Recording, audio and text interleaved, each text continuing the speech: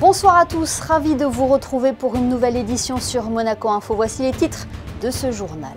En ce mois d'octobre rose, le centre hospitalier Princesse Grace a présenté le Breast Day Center, un parcours qui veut simplifier les examens nécessaires au diagnostic du cancer du sein. Nous en parlerons dans quelques instants avec Mathieu Liberator, le chef de service échographie-scénologie du CHPG. Comment sensibiliser la jeune génération à la protection de l'environnement? Eh bien, en l'impliquant dès son plus jeune âge. Des élèves de la Principauté se sont vus confier une portion du littoral pour l'étudier, une aire marine éducative aux nombreux objectifs. La mer, c'est leur domaine. Les membres de l'Organisation hydrographique internationale se réunissaient en conseil cette semaine. Geneviève Béchard, présidente du conseil de l'OHI, sera notre invitée pour tout nous dire sur les enjeux d'un tel rassemblement. Et puis à la fin de ce journal, nous évoquerons la prochaine rencontre des basketteurs de la Roca Team en Euroleague. Ils affrontent les Grecs du Panathinaikos demain soir. Mais avant de développer ces titres, ces images tournées à Èze ce matin, la princesse Charlène a visité le refuge L'Abri de la SPA de Monaco. L'épouse du prince Albert II a notamment pu rencontrer et échanger avec le personnel de l'organisation. Elle est également allée au contact des pensionnaires du refuge. Très concernée par la cause animale, la princesse Charlène est devenue récemment la présidente de la SPA de Monaco.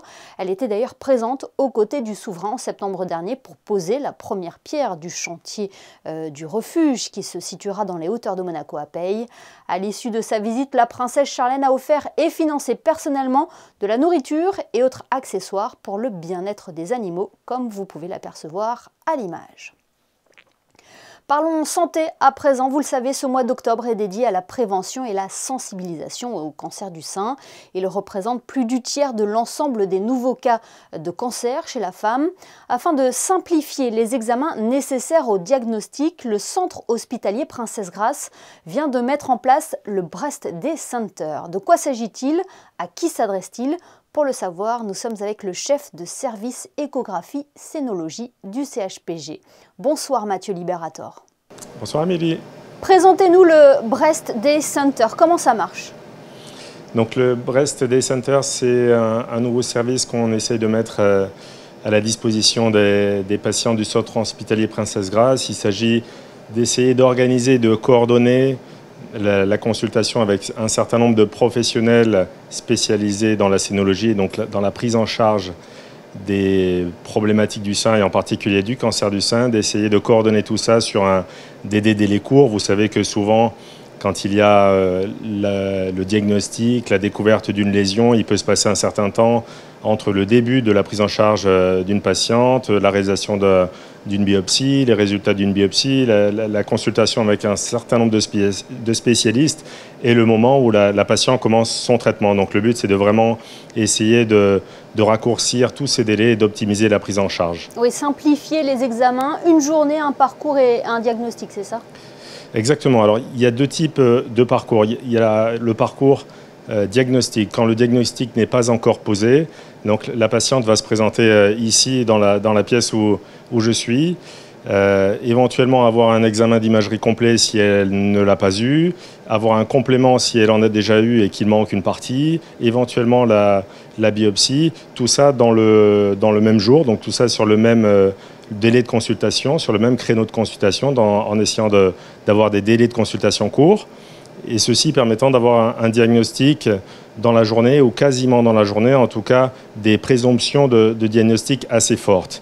Et l'idée, si le diagnostic est confirmé, c'est que la patiente se représente la semaine suivante, cette fois-ci dans un parcours d'accueil thérapeutique où elle va avoir là aussi différentes consultations avec des spécialistes, mais qui vont lui présenter quel va être le schéma de son parcours de soins. Donc c'est vrai qu'en général, il y a une prise en charge chirurgicale, il peut y avoir des traitements complémentaires avec le radiothérapeute, avec l'oncologue, mais tout ça d'essayer de raccourcir les temps un peu entre les différentes étapes, tout ça au bénéfice de la patiente. À qui s'adresse ce parcours, docteur?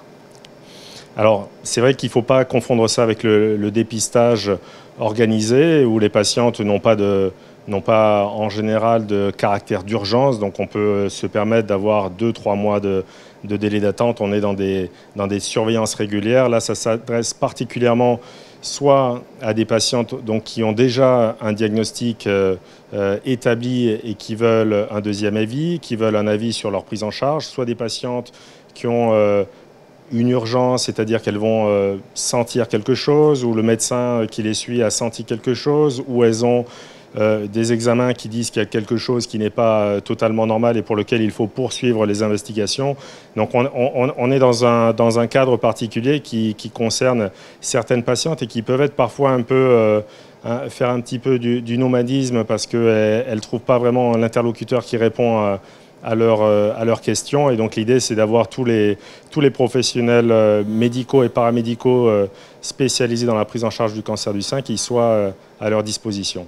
En ce mois d'Octobre Rose, docteur, est-ce que vous pouvez nous rappeler les signes qui doivent nous alerter? Les patientes, on est dans un secteur géographique où en général elles sont bien suivies, elles sont examinées par leur médecin traitant, par leur gynécologue. Mais rien ne remplace l'autopalpation. Et le cas échéant, si elles sentent effectivement la moindre chose, d'en parler à ce moment-là à leur médecin traitant. Après, ce sont des douleurs évidemment dans la poitrine qui peuvent alerter. Quelque chose effectivement aussi au niveau du creux axillaire. Quand on sent une petite tuméfaction aussi au niveau du creux axillaire, il faut en parler à son médecin traitant. Et puis on le rappelle, le dépistage augmente les chances de guérison. Alors évidemment, on est grâce à ce dépistage maintenant qui a lieu depuis des décennies, on a atteint des taux de guérison au-dessus de 90% dans la pathologie du cancer du sein. Mais 10% à peu près des cancers du sein qui sont diagnostiqués chaque année concernent des patientes jeunes qui ont moins de 40 ans et qui ne sont pas forcément encore rentrées dans le dépistage organisé, qui concerne, vous savez, à Monaco, les patientes à partir de 50 ans. Donc pour ces patientes qui ont parfois 30, 35, en tout cas moins de 40 ans ou 45 ans, mais en tout cas qui n'ont pas les mammographies encore dans leurs examens réguliers, l'autopalpation, l'auto-examen et l'examen clinique par les médecins traitants, c'est la clé d'une bonne prise en charge et d'un bon pronostic de la maladie. Eh bien, merci beaucoup Mathieu Liberator d'avoir été avec nous ce soir sur Monaco Info à l'occasion du lancement du Breast Day Center. Merci. Merci beaucoup. Les conseillers du commerce extérieur de la France organisent jusqu'à demain le mondial des CCE au Grimaldi Forum, un événement qui se tient tous les 2 ans et qui réunit des chefs d'entreprise, des partenaires institutionnels ou des pouvoirs publics. Parmi les représentants monégasques, le Monaco Economic Board et une 50aine de sociétés implantées en principauté. Frédéric Ginta est lui intervenu lors d'une table ronde intitulée « Je m'inspire ». Et j'innove. Je vous propose d'écouter le délégué interministériel chargé de la transition numérique. Il est au micro de Frédéric Elion. J'ai partagé effectivement les enjeux de la mobilité à Monaco, le fait les 50 000 personnes qui viennent travailler tous les jours, le fait que pour nous c'est un sujet crucial, le fait que ça motive aussi notre attractivité, que le gouvernement princier travaille énormément sur ces sujets-là, notamment le département de l'équipement, de l'environnement et de l'urbanisme, avec diverses expériences. Et donc c'était aussi important sur ces sujets centraux de la mobilité verte, de partager avec l'écosystème français les ambitions de la principauté, en lien évidemment avec les ambitions du prince souverain en termes de développement durable. Est-ce que c'est aussi une occasion de créer des business, de nouer des contacts pour justement de futurs projets, on va dire, avec la France et des sociétés françaises? Absolument, parce qu'à Monaco, notamment grâce à nos résidents, grâce aux investisseurs, nous avons du talent, nous avons des capitaux, nous avons une capacité à attirer les meilleurs mondiaux. Et en même temps, il y a un écosystème extrêmement dynamique avec la French Tech dans la région PACA et ailleurs. Et je pense qu'on a tout à fait intérêt à se retrouver, à échanger et à gagner ensemble entre Monaco et la France. Et c'est exactement ça que j'étais venu partager avec aujourd'hui l'ensemble des 1000 conseillers du commerce extérieur français. Dans le reste de l'actualité, 4 nouveaux ambassadeurs ont remis leur lettre de créance ce matin au prince Albert II. L'ambassadeur du Malawi a été la première à se présenter au palais princier. Elle a débuté sa carrière dans la recherche et l'agriculture avant d'intégrer le gouvernement de son pays en 2005. Naomi Nguira a été suivie de l'ambassadeur d'Irlande, Niall Burgess, qui a notamment été consul d'Irlande à New York en 2007. Alberto Maverengue Augusto, présentant le Mozambique, a lui remis aussi ses lettres de créance au prince souverain. Il est également ambassadeur auprès de la France depuis 2018. Et enfin, dernier ambassadeur accrédité auprès de la principauté, Caroline Bill Kay de la Nouvelle-Zélande qui a débuté sa carrière dans la diplomatie en 1985. Nul doute que la préservation de l'environnement a été évoquée lors des différents entretiens entre le prince et ses nouveaux ambassadeurs. C'est en effet un sujet qui nous concerne tous, les plus grands comme les plus petits. Depuis quelques années déjà, la jeune génération est sensibilisée à l'importance de protéger notre planète, mais aussi mieux connaître le monde marin. Illustration ce soir avec le lancement de l'aire marine éducative 5e du nom, réalisé en collaboration avec l'association monégasque pour la protection de la nature. Un reportage signé Fabien Bonilla et Lionel Bernardi. Ils sont en 7e à l'école Saint-Charles et viennent de participer à la journée de lancement de l'aire marine éducative. Ce concept permet à des élèves et leurs enseignants de gérer une zone maritime littorale, ici entre autres la digue flottante. Cette démarche pédagogique a pour but de sensibiliser le jeune public à la protection du milieu marin. L'idée, qui vient de Polynésie française, a été reprise par l'association monégasque pour la protection de la nature il y a 5 ans. Ça permet chaque année à une nouvelle classe de CM2 de gérer une partie de la zone littorale monégasque et ils deviennent, ça devient leur maison et pour cette maison ils mettent en place à minima une action de préservation. Donc à eux de voir un petit peu ce qui les intéresse le plus. A priori cette année ils s'orientent vers la préservation des cétacés. Toute la journée de jeudi, ces élèves ont participé à des ateliers concernant cette aire marine éducative, une thématique qu'ils reverront tout au long de l'année. Là aujourd'hui c'était vraiment la découverte du site, de manière à ce qu'ils voient un petit peu toute la partie marine, mais aussi la partie activité humaine, puisque les deux sont liés. À partir de là, donc, des intervenants vont leur présenter notamment les membres du secrétariat permanent de la COBAMS et de Pélagos, vont leur présenter diverses espèces, les problématiques liées à ces espèces en Méditerranée. Et puis beaucoup de monde va les aider pour que petit à petit ils prennent conscience de l'intérêt de préserver le milieu et en particulier ce milieu-là avec les baleines et dauphins qu'ils aiment tant. J'ai appris qu'on avait une aire protégée, qu'il fallait qu'on protège et que donc on devait faire attention. Aussi, il ne faut pas jeter plein de mégots dans l'eau parce que ça peut polluer et ça peut faire mourir les animaux. Moi, ce que j'ai appris beaucoup, c'est que y avait beaucoup d'animaux dans la mer et qu'il fallait les protéger. On apprend beaucoup de choses sur la nature, sur les cétacés et sur la mer aussi. Ces jeunes doivent d'ores et déjà se retrousser les manches. Ils sont les décideurs de demain et ils ont déjà le regard tourné vers l'avenir. La mer, c'est son domaine. Le saviez-vous? Le Bureau hydrographique international a été fondé il y a plus de 100 ans par le prince Albert Ier. Le trisaïeul du prince souverain était d'ailleurs l'une des figures qui a porté cette collaboration entre les États pour mieux connaître et cartographier les mers et océans. Depuis, les études se poursuivent, notamment au travers des travaux de l'Organisation hydrographique internationale basée à Monaco. Les membres du Conseil viennent d'ailleurs de se réunir en principauté. Pour nous éclairer, nous recevons ce soir la présidente de ce Conseil. Bonsoir Geneviève Béchard. Bonsoir. Pour bien saisir l'importance d'une telle réunion, pouvez-vous nous expliquer les contours de ce rassemblement? Qui y participe? Cette semaine, c'était le Conseil de l'Organisation hydrographique internationale qui se rassemblait ici même à Monaco. Il y avait des représentants de 30 pays différents pour discuter au fond du programme de l'OHI des 3 dernières années en vue de nous préparer pour l'Assemblée de l'OHI qui aura lieu ici à Monaco au mois de mai. Vous l'avez justement dit, c'est un petit peu un préambule à l'Assemblée générale qui se tiendra en mai 2023. C'est une rencontre pour vraiment préparer l'Assemblée. Et une rencontre particulièrement importante parce que nous sommes en pleine transformation numérique et nous sommes à préparer la mise en place de nouveaux standards qui vont permettre de pouvoir utiliser une foule de données pour aider à la sécurité de la navigation. Et comme c'est très complexe comme transformation, c'est important qu'on puisse vraiment prendre compte de qu'est-ce qui se développe au niveau technologique, quels sont les enjeux, pour qu'on puisse aviser l'Assemblée et ensuite prendre des décisions. Voilà, le jumeau numérique de l'océan a été abordé lors de cette réunion. C'est un thème important, c'est un thème primordial, c'est un thème, on va dire, inévitable hein, pour mieux connaître nos océans et nos mers.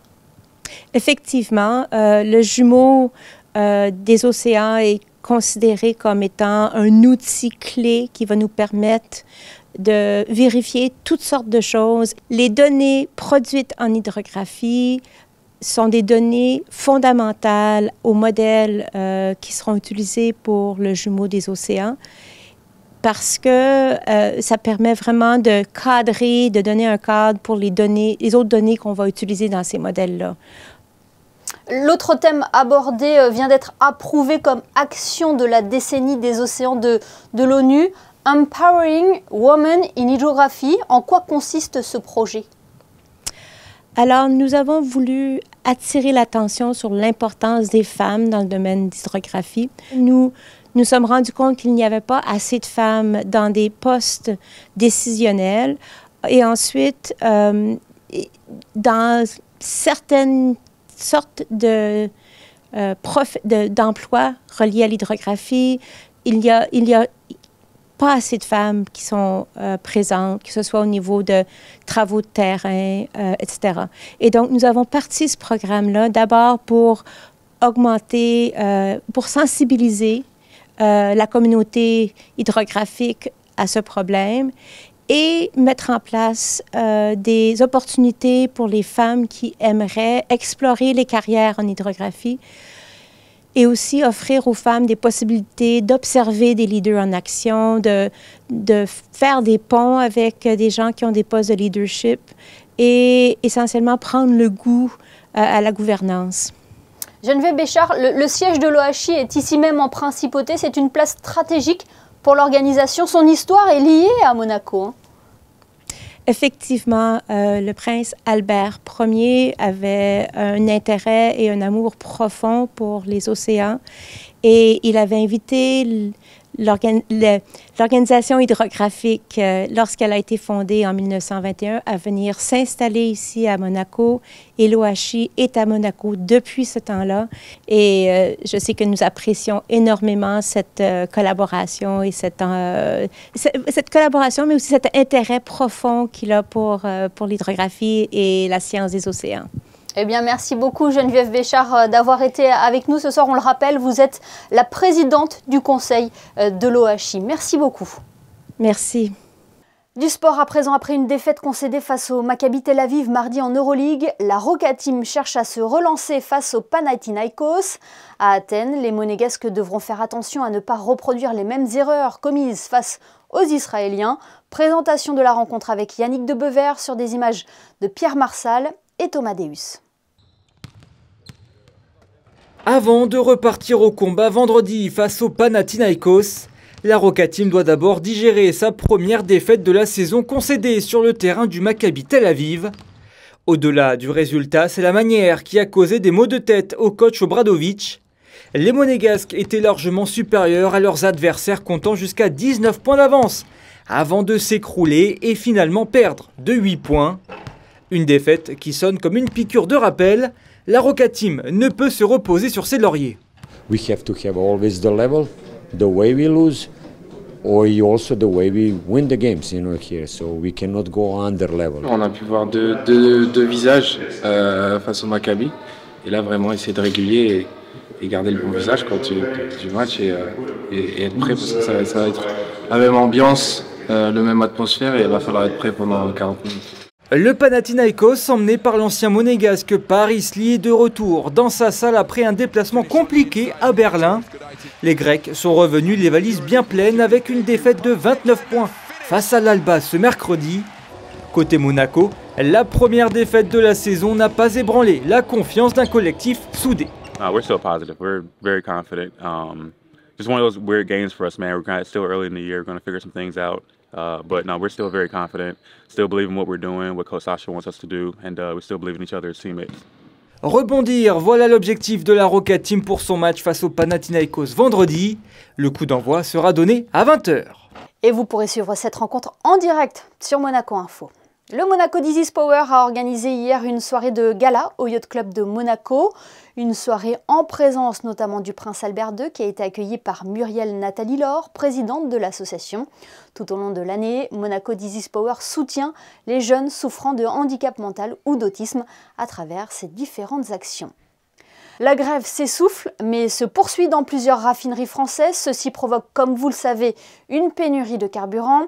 Pour faire face à cette situation, des mesures ont été prises par le gouvernement princier.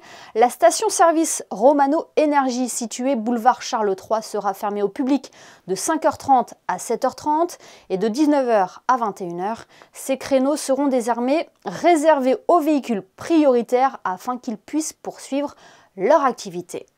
Et puis à la veille des vacances scolaires, le réseau Entre Parents organise une animation autour d'Halloween. Il vous donne rendez-vous demain à 17h devant l'Académie monégasque de la mer pour la fameuse chasse aux bonbons. Le dress code est bien évidemment basé sur le thème d'Halloween. Attention, si les animations sont gratuites, la réservation reste obligatoire. Faisons le point à présent sur vos prévisions météo. Quelle est la tendance pour la journée de demain, Vanessa Dessy ? Bonsoir Émilie, bonsoir à tous. Eh bien, le ciel risque d'être couvert durant la journée. Les températures seront légèrement en baisse, mais resteront très agréables. Elles iront de 18 à 21 degrés. Le soleil se lèvera à 7h50 et se couchera à 18h39. Et nous fêterons les Célines. Merci Vanessa et merci à vous de nous être fidèles chaque soir sur Monaco Info. On se quitte en images avec les photos de Michael Alési qui a assisté au lancement de l'aire marine éducative ou quand les enfants s'engagent pour la préservation de l'environnement. Excellente soirée à tous et à demain pour une nouvelle édition sur Monaco Info.